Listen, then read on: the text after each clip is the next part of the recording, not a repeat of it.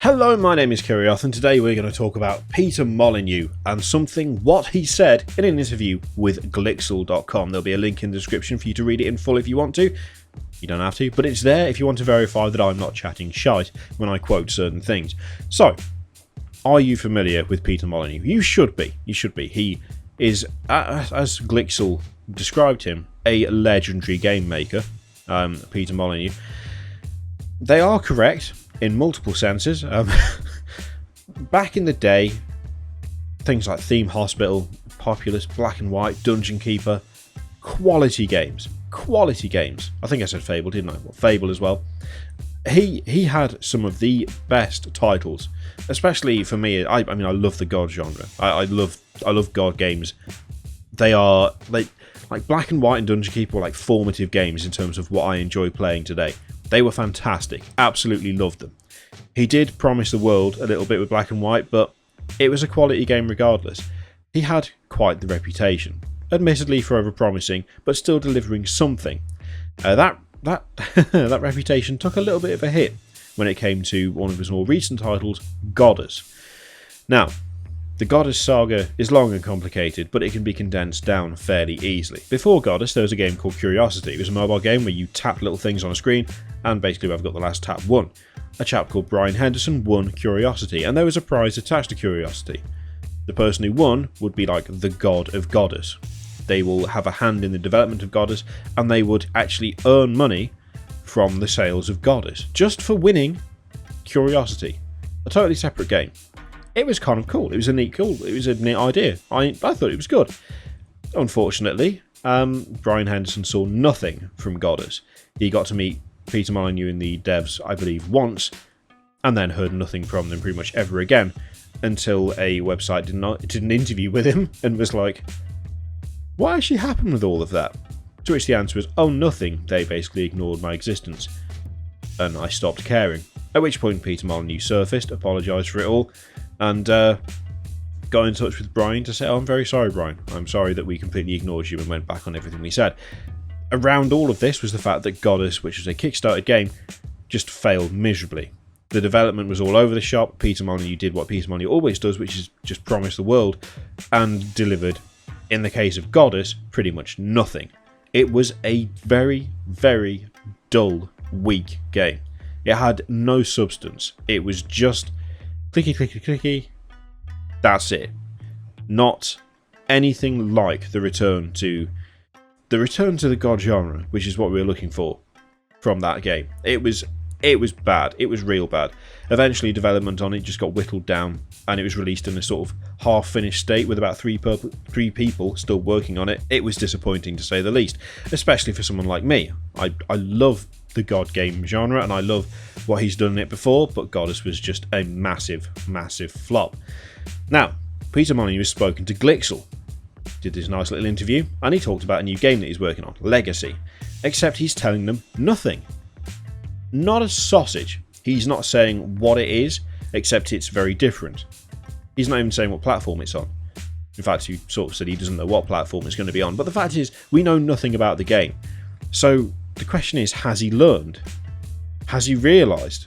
Oh, turns out if you just say anything, people will hold you to account for it. Funny that, isn't it? Now, I was happy to read it. I was actually happy to see that he wasn't going into it and saying, oh yeah, it's going to be this, that and the other. Instead it was, oh, I don't think I should talk about it yet. I don't think I should talk about it. I like that attitude. Well done. You clearly have noticed the cycle of Molyneux.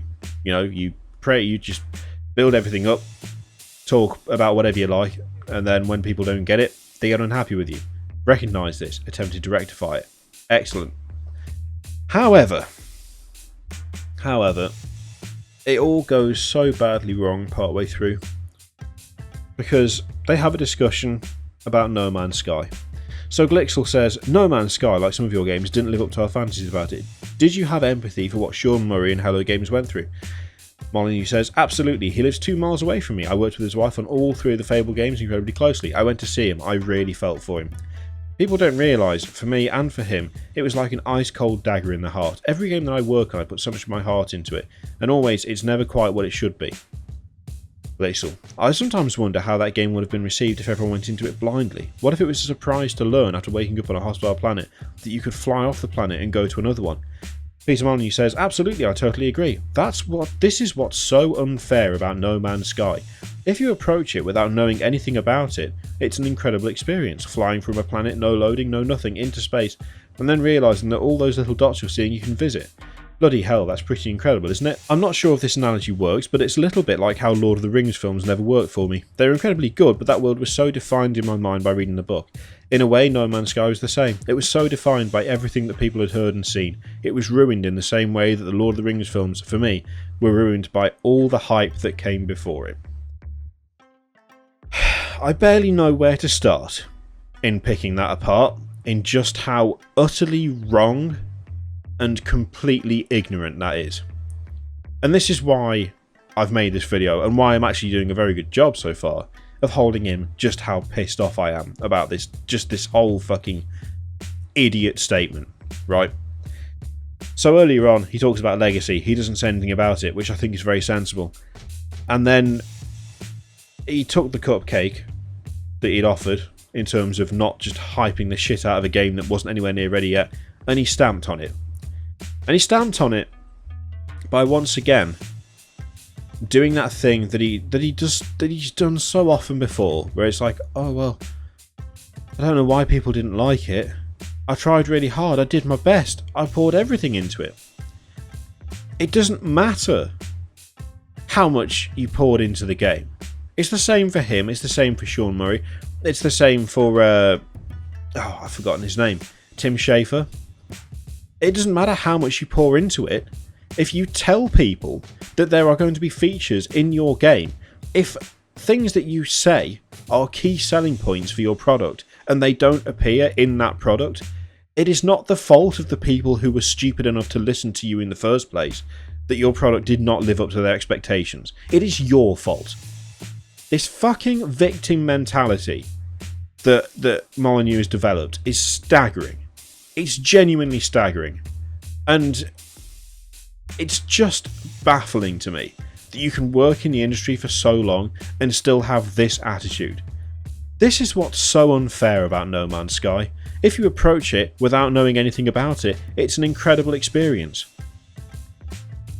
You're probably right. I think you're actually right. If you approach it without knowing anything about it, it would be an incredible experience.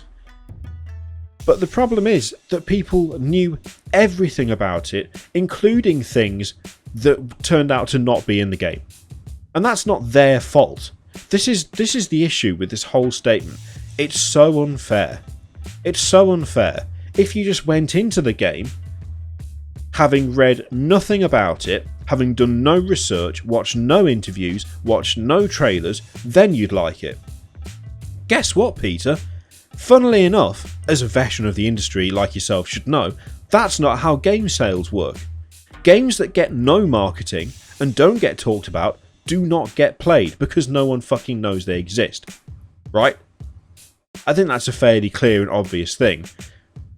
That if no one talks about a game, if absolutely no one says anything about it, then it may as well not be there because no one knows it exists. The only thing that people have to go on are things like trailers, like previews, like reviews, but funnily enough, the advertising for these games appears well before the reviews do. They appear well before the gameplay clips do. No Man's Sky wasn't disappointing because the hype was way too real. The hype was over the top. No Man's Sky was disappointing because Sean Murray said things were in the game that were not in the game. The trailers for the game showed things that were not in the game. The game was not advertised correctly. It was misrepresented constantly and consistently.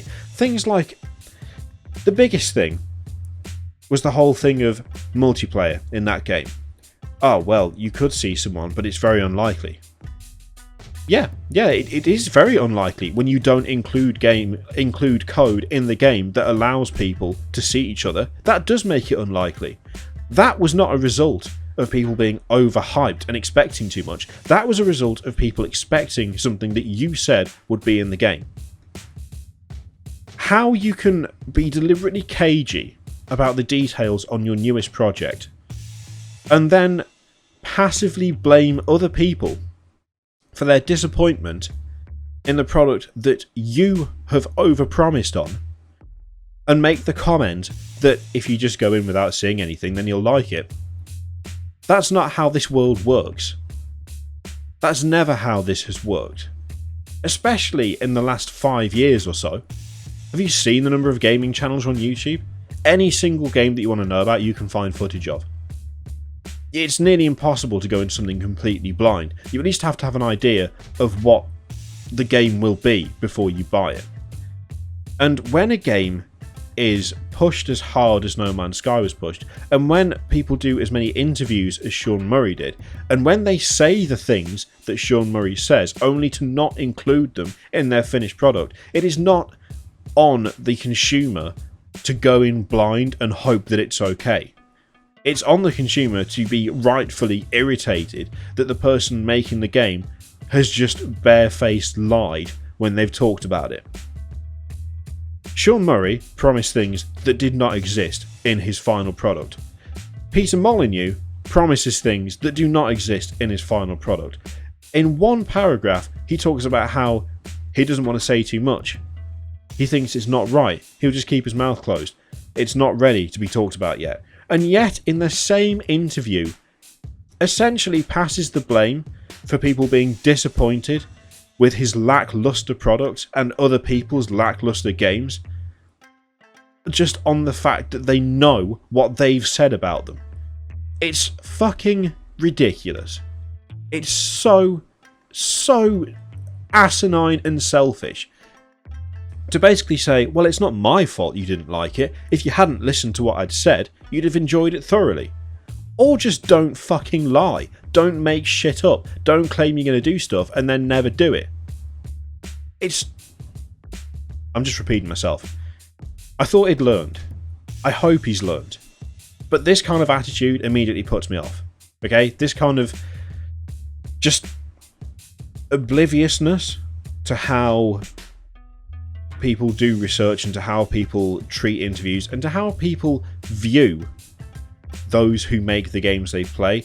This complete ignorance of that whole procedure is genuinely worrying for someone who's been in this industry for so long. It confuses me like you wouldn't even believe.